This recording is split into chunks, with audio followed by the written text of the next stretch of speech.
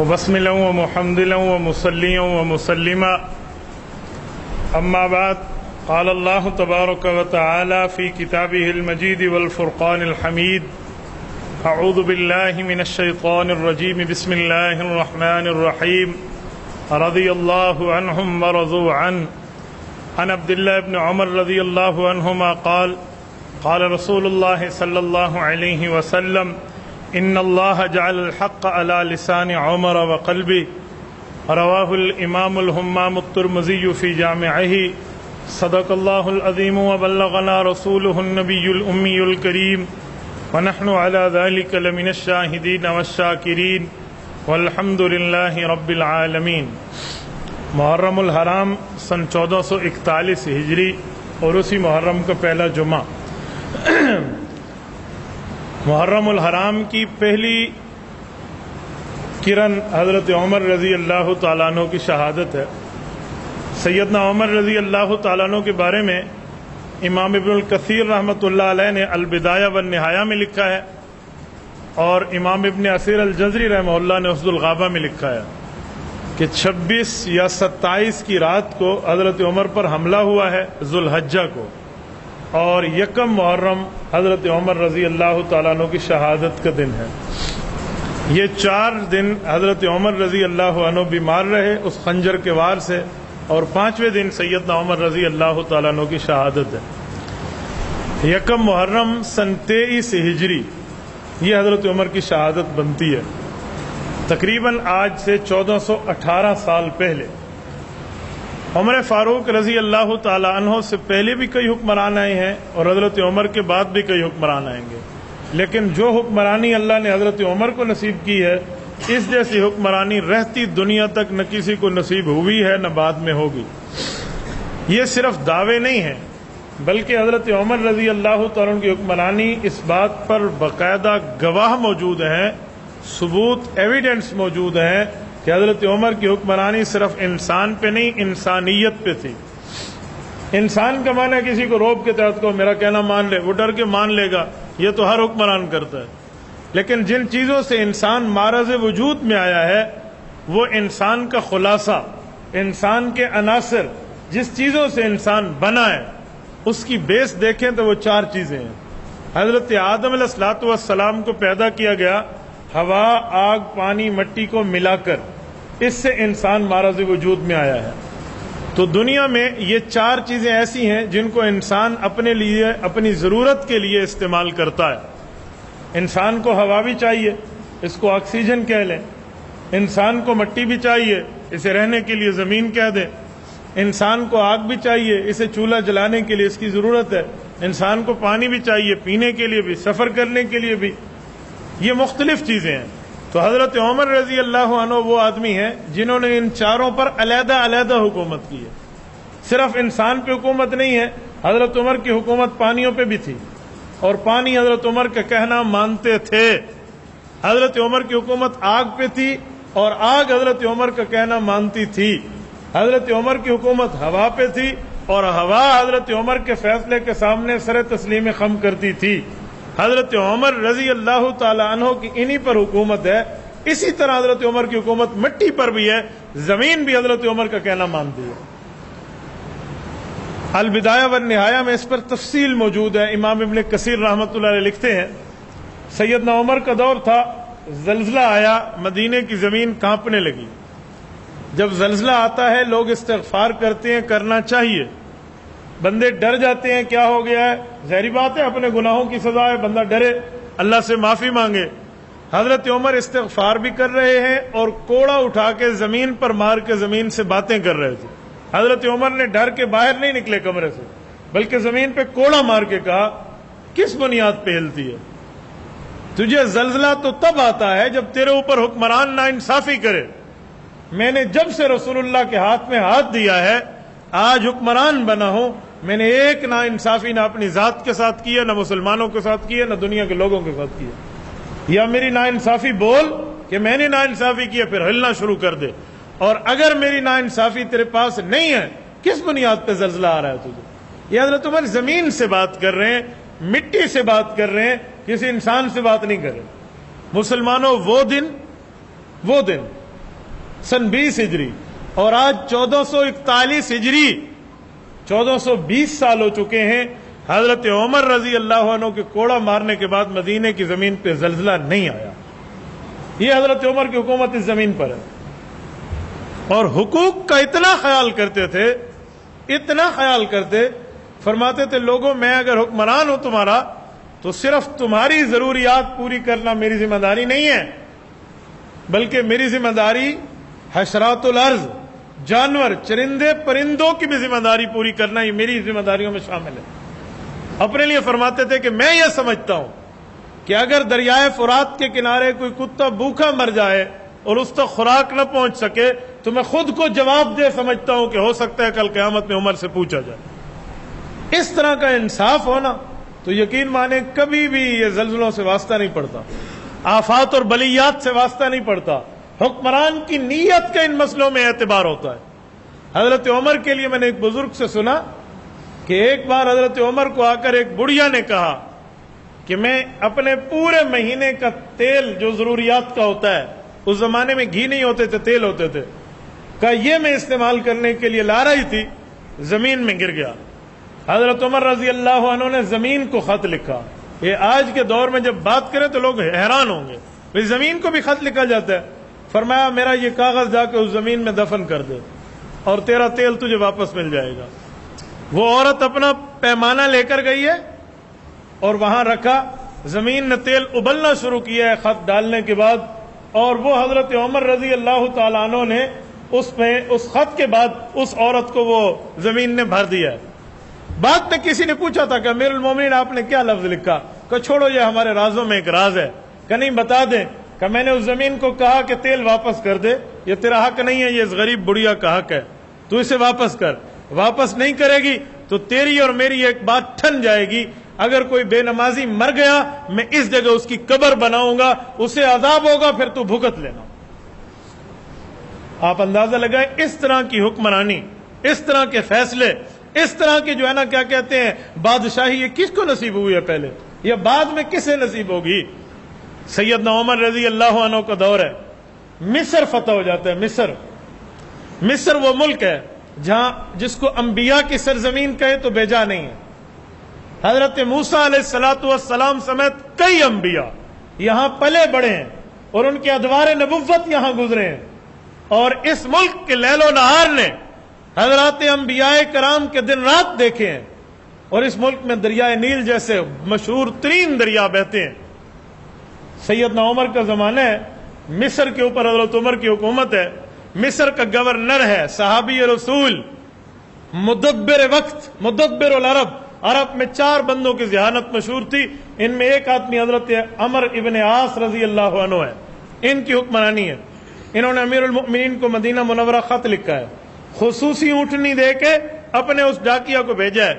وہ حضرت عمر کے پاس جلدی جلدی آیا کہ امیر المؤمنین ہمارے ہاں بہت عجیب مسئلہ ہے، ہر سال دریا سوکھ جاتا ہے، اور اس وقت تک دریا میں طغیانی نہیں آتی جب تک فلاں قوم کی ایک لڑکی نوجوان ہونی چاہیے، کنواری ہونی چاہیے، خوبصورت ہونی چاہیے، اور فلاں قوم کی چاہیے۔ اس کو میک اپ کراتے ہیں، سنگار کراتے ہیں، باقاعدہ میک اپ کرانے کے بعد مجمع بازار میں اسے گھما کے لاتا ہے، لوگوں کا لشکر ساتھ ہوتا ہے، اس کو لکڑیوں کے ذریعے اٹھا کر دریا میں پھینک دیتے ہیں جس جگہ پانی ہوتا ہے۔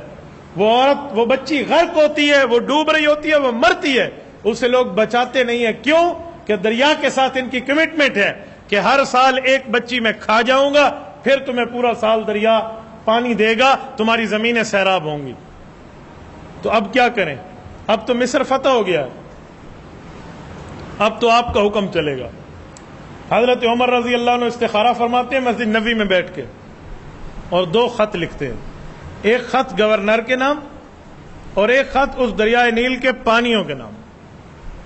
ذہن میں رکھنا، دریائے نیل کے پانی کے نام، دونوں خط اس ڈاکیوں کا یہ لے، اس خط میں ایک اور خط ہے، جا کے اپنے گورنر کو دے دو۔ وہ دوڑا ہوا گیا، اس میں پہنچ گیا وہاں، اور اس نے جا کے گورنر کو دیا۔ گورنر نے اپنے نام کا خط پڑھا تو لکھا ہوا تھا جو دوسرا خط ہے وہ تیرے لیے نہیں ہے، بس تو میرا یہ دوسرا خط اٹھا اور دریائے نیل کے اس پانی کی جگہ پہنچ جہاں ایک دوشیزہ کو ڈبایا جاتا ہے، اس سے جا کر یہ خط دے دے۔ اب گورنر حضرت عمر رضی اللہ عنہ کے دور کا ہے، وہ عمر کی مدبر وقت حکمرانی کو جانتا ہے، اس نے لوگوں میں اعلان کیا اس دفعہ یہ ہم غلط رسم ادا نہیں کرنے دیں گے۔ گھروں میں بوڑھیا اور بوڑھے ہنستے ہوئے باہر نکل آئے کہ یہ نئے حکمران آ گئے، ہم اتنے سالوں سے ایک ایک لڑکی کی قربانی دیتے ہیں، واہ یہ نئی باتیں آ گئی ہیں، یہ نیا منظر ہے۔ تو یہ باتیں مشہور ہوتی گئی۔ حضرت عمرو بن عاص رضی اللہ عنہ عقل مند آدمی ہے، وہ سمجھتے ہیں اللہ عمر کے اس خط سے دریا چلائے گا، انہوں نے اعلان کر دیا آؤ آج ہم خط دریا کو دینے جائیں گے۔ اب وہ بندے بھی آئے جو پہلے نہیں آتے تھے، کچھ اس نیت سے آئے کہ دیکھیں کیا ہوتا ہے، کچھ اس نیت سے آئے کہ ان کے اوپر ٹھٹھا مذاق کریں گے، اور کچھ ویسے شغل دیکھنے کے لیے آ گئے۔ اب جتنا مجمع پہلے ہوتا اس سے ڈبل ٹرپل ہو گیا، اور دریا کی اس جگہ میں حضرت عمرو بن عاص گئے ہیں اور خط لکھا ہوا ہے، وہ خط کا ٹکڑا کھولتے ہیں اور اس دریا کے پانی میں پھینک دیتے ہیں۔ وہ خط پہنچتا ہے، لوگوں کی آنکھوں نے منظر دیکھا کہ دریا سے یوں فوارے پھوٹے ہیں جیسے پانی کے فوارے چشمے کی شکل میں پھوٹتے ہیں۔ وہ دریا 16 ہاتھ اس سے بڑھ کے چلنے لگ گیا ہے، جتنا وہاں چلتا تھا اس سے 16 گز اوپر چلا ہے، اور وہ وقت چلا اور قیامت تک یہ دریا چلتا رہے گا، اس میں کبھی طغیانی کم نہیں ہوگی۔ حضرت عمرو بن عاص نے بعد میں امیر المومنین سے پوچھا تھا آپ نے کیا لکھا؟ کہ میں نے دریا کو لکھا، اور دریا تو بھی اسی کی مخلوق ہے جس کے ہم مخلوق ہیں۔ یاد رکھ اگر تو اللہ کے حکم سے چلنا چاہتا ہے تو چل، اگر تجھے غیر اللہ کا حکم قبول ہے تو جا دفع ہو جا، ہمیں تمہاری کوئی ضرورت نہیں ہے، ہم اپنے رب کے دربار میں تیری شکایت کریں گے۔ وجہ کیا تھی؟ وجہ کچھ اور تھی۔ مصر کا جادو بڑا مشہور ہے، ان جادوگروں نے دریا کے ساتھ کسی مسئلے پر ایک جادو کر رکھا تھا۔ ایک لڑکی کسی جادوگر کو پسند تھی تو جادو بڑا اس کا مشہور تھا، اس خاندان والے نے لڑکی نہیں دی تو اس نے کہا ٹھیک ہے اب ایک لڑکی تمہیں ہر سال دریا کو دینی ہوگی۔ اس کے جن اس دریا کو کھا جاتے، دریا کے اندر بیٹھ کے لڑکی کو کھا جاتے، پھر پانی چھوڑ دیتے، کوئی ان کی جادو کی ترتیب تھی۔ لیکن یہ جادو، یہ شیطانی عمل، یہ بےایمانی عمل اور غلط عمل عمر فاروق کے تقوی کے سامنے چل نہیں سکا۔ حضرت عمر رضی اللہ عنہ کے 2 خط کے بول اس دریا کو چلا کے لے گئے۔ نمبر 3، سیدنا عمر رضی اللہ عنہ کا دور ہے، یمن میں ایک صحابی کو، یہ یمن سے بھی آ کے ایک جگہ ہے، اس جگہ جہاد کے لیے ایک صحابی کو بھیجے جن کا نام ہے حضرت ساریہ بن زنیم رضی اللہ عنہ۔ وہ وہاں پہنچے، اب اتنے 100 میل دور ہے وہ بندہ، اور حضرت عمر مدینہ منورہ میں ہے، کوئی حال نہیں ہے، کوئی کمیونیکیشن کا نظام نہیں ہے، کوئی ایک دوسرے سے رابطہ نہیں ہے، کوئی فون میسجنگ چیٹنگ نہیں ہے، لیکن حضرت عمر رضی اللہ عنہ پہ اللہ رب العزت کی ایک کرم نوازی کا ظہور ہوتا ہے۔ ممبر پہ بیٹھے ہیں خطبہ دینے کے لیے حضرت عمر، اور لوگوں سے باتیں کر رہے ہیں۔ باتیں کرنے کے دوران ایسا لفظ کہا کہ مجمع نے کہا یہ ہمیں تو نہیں کہہ رہے، یہ تو کسی اور کو کہہ رہے ہیں، یہ تو کسی اور سے حضرت عمر کا جملہ ہے، یہ ہمیں مخاطب نہیں کر رہے۔ ایک جملہ درمیان میں بولا، وہ جملہ کیا تھا؟ حضرت عمر فرمانے لگے رضی اللہ عنہ، اتقی اتقی اتقی، بچ جا بچ جا، اتقی من الجبل، پہاڑ سے بچ جا یا ساریہ۔ ساریہ تو پہاڑ سے ہٹ، پیچھے دیکھ پیچھے دیکھ۔ اب یہ سامنے والے ادھر ساریہ کوئی نہیں ہے، ادھر وہ کوئی بندہ نہیں ہے، اور ان سے کوئی پہاڑ کی بات بھی نہیں ہو رہی۔ یہ بات آئی اور گئی۔ بہرحال جمعے کا خطبہ ہوا، نماز پڑھی گئی۔ نماز کے بعد جیسے حضرات بیٹھے تو حضرت عمر سے بڑے صحابہ نے پوچھا کہ امیر المؤمنین یہ جملہ آپ کا کس سے تھا؟ ساریہ سے آپ باتیں کر رہے ہیں، وحی تو ختم ہو گئی ہے، حضور کی ختم نبوت ہے، اب اللہ کی وحی تو نہیں آ سکتی، آپ کو کس نے کہا ساریہ پہاڑ پہ ہے؟ وہ تو اتنے مہینوں سے گیا ہوا ہے۔ امیر المومنین فرمان لگے میں بھی وحی کا قائل نہیں ہوں، لیکن یکایک اللہ کی ایک قدرت ہوئی، میرے سامنے یہ منظر ہٹ گیا، مجھے نہیں نظر آ رہا تھا کہ تم بیٹھے ہو، مجھے نظر آ رہا تھا یہ پہاڑ ہے، ادھر ساریہ اپنے لشکر کو لے کر ٹھہرا ہوا ہے، اور کافروں نے کچھ اپنا مجمع اس کے اوپر حملہ کرنے کے لیے پیچھے سے خفیہ طور پہ بھیجا ہے تاکہ یہ پیچھے سے ایک بارگی پہ حملہ کرے، مسلمان غافل ہوں گے، ان کو پکڑ لیں گے۔ تو میں نے دیکھا وہ مجمع آ رہا ہے تو میں نے ساریہ کو خطاب کر کے کہا ساریہ اس کو دیکھو، اس کو۔ تو میری آواز اس تک گئی، اس نے دیکھا ہے، اور پھر وہ منظر غائب ہو گیا۔ جب غائب ہو گیا تو میں تم سے جیسے خطبہ دے رہا تھا ویسے ہی دے رہا ہوں۔ چلو خاموشی ہو گئی۔ ایک عرصہ گزرا، حضرت ساریہ رضی اللہ عنہ اس علاقے کے فاتح بن کے واپس آئے۔ تو لوگوں نے تاریخ نوٹ کر رکھی تھی، یہ وقت نوٹ کر رکھا تھا۔ حضرت ساریہ رضی اللہ عنہ سے پوچھا آپ کو کسی وقت امیر المؤمنین کی آواز آئی تھی؟ کہا وہ ایک وقت تھا، یوں جمعے کا تھا، یوں وقت تھا، یوں وقت تھا، اچانک میرے کانوں میں امیر المؤمنین کی آواز آئی، میں نے پیچھے موڑ کے دیکھا تو دشمن آ رہا تھا، وہ ہمارے اوپر حملہ ور ہو رہا تھا، شکر ہے آواز اللہ نے مجھ تک پہنچائی اور ہم اس سے بچ گئے۔ بیان ہی وہی منظر۔ میرے دوستو، ہواؤں پہ حکمرانی عمر رضی اللہ عنہ کی یوں ہے، یوں ہوائیں کہنا مانتی ہیں۔ یہ کہاں مدینہ منورہ کی مسجد نبوی، کہاں ساریہ بن ظلیم کا میدان کارزار، کس جگہ وہ اور کس جگہ عمر؟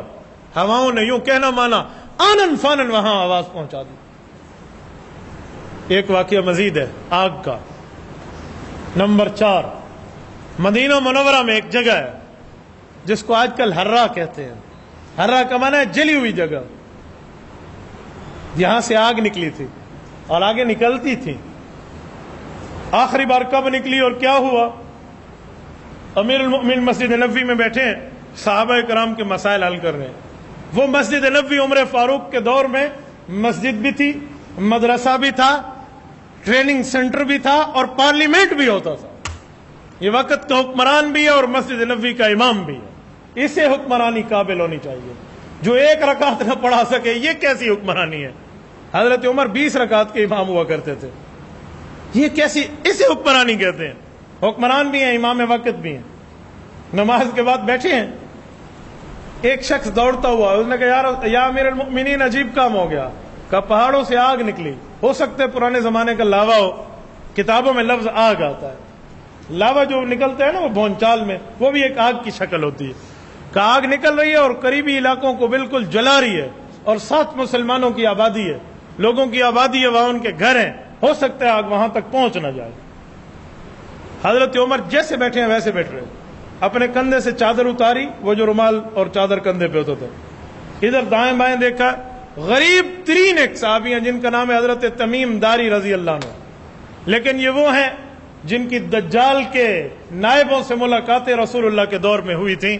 میرے پاس وقت ہوگا نا کبھی دجال پر میں بات کروں گا کہ جسامہ سے اور جساسہ سے ملاقات حضرت تمیم کی کیسے ہوئی تھی۔ یہ بڑا رازدار صحابی ہیں۔ حضرت عمر نے کہا کہ یہ چادر لے لے، اور یہ کہہ رہا ہے آگ آئی ہے، تو یہ چادر لے جائیں، اس سے بات کر لیں، انشاءاللہ آگ نہیں۔ وہ حضرت تمیم داری اشارہ سمجھتے، انہوں نے چادر لی اور کندھے پہ رکھی، بسم اللہ خدا کا نام لے کر چل پڑے ہیں۔ اب سامنے آ گئے، حضرت تمیم داری پہنچے، لوگ نہیں جا رہے۔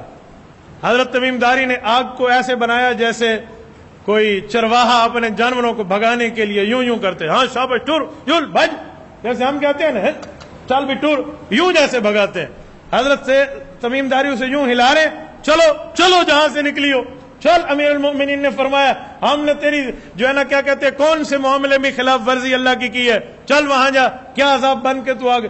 یوں باتیں کر رہے ہیں جیسے اپنے مملوک سے باتیں ہوتی ہیں، اپنے سروینٹ سے باتیں ہوتی ہیں، غلام سے باتیں ہوتی ہیں، نوکر کو حکم دیا جاتا ہے۔ اور لوگوں نے دیکھا وہ آگ پیچھے ہو رہی ہے، پیچھے ہو رہی ہے، عمر فاروق رضی اللہ عنہ کی چادر سے ہوائیں جا رہی ہیں، یوں دھکیلا جا رہا ہے۔ جس جگہ آگ نکلی تھی اس جگہ لے گئے، وہ اندر گئی تو لوگوں کو یوں دیکھا کہ ہو سکتا ہے پھر نکل آئے۔ ایک پتھر اٹھایا، بسم اللہ پڑھی، اور پتھر وہی اسی جگہ اس سوراخ پہ رکھ دیا کہ اب نہیں نکلے گی آگ۔ وہ دن اور یہ دن کوئی آگ نہیں نکلی۔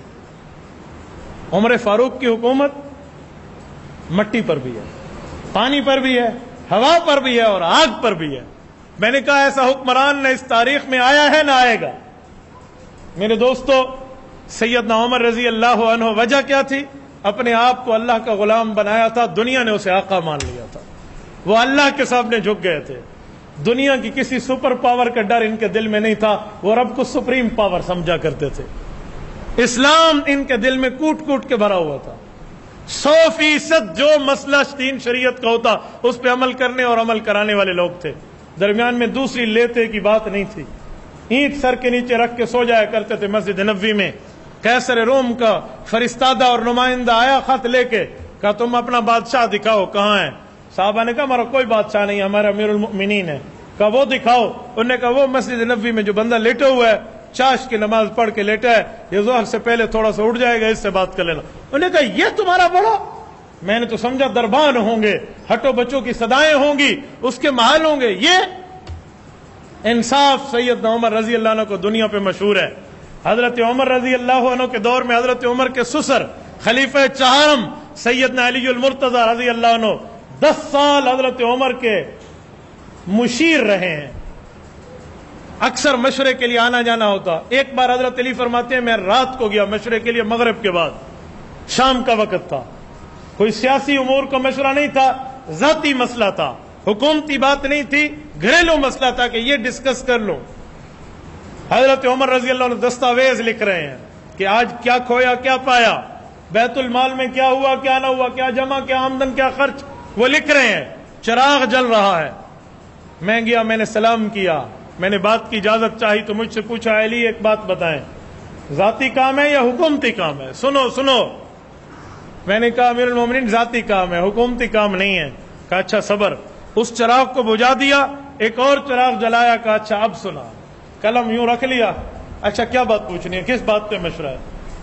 حضرت علی فرمان لگے مشورہ بعد میں، یہ بتائیں یہ چراغ وہ بھی جل رہا تھا، دوسرے کو جلایا، پہلے کو بند کیا، یہ کیا ہے؟ کہا علی المرتضی مشورہ کیجئے، یہ میرے رب کا ملنا ہے، میرے رب کا معاملہ ہے. کہ نہیں آپ فرما دیں مشورہ تو ہوتا رہے گا، کوئی اچھی بات ہوگی تو ہم بھی عمل پیرا ہو جائیں گے.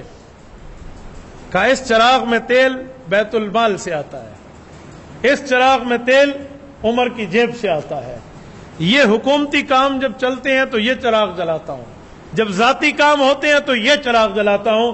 اس لیے میں نے آپ سے پوچھا اگر مشورہ حکومتی لیول کا تھا تو بیت المال کا چراغ جلتا رہتا جو ترتیب ہے، اگر مشورہ ذاتی ہے تو پھر اس چراغ کو جلانا چاہیے، حکومتی خزانے کو محفوظ کر لیں.